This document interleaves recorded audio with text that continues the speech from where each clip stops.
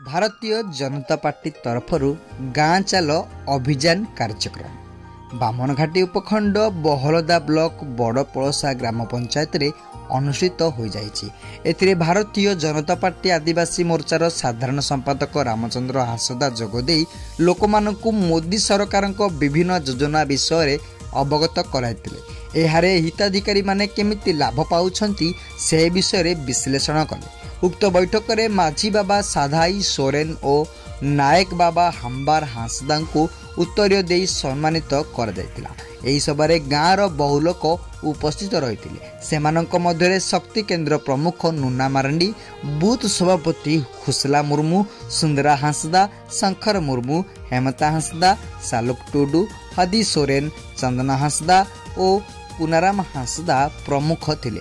फलस्वरूप लोके मोदी सरकार विकसित भारत संपर्क में सचेतनता होइतिले। एही परिप्रेक्षी रे जैनिक व्यक्ति कहिथिले जे ओडिशा रे बीजेपी सरकार आसीबा दरकार।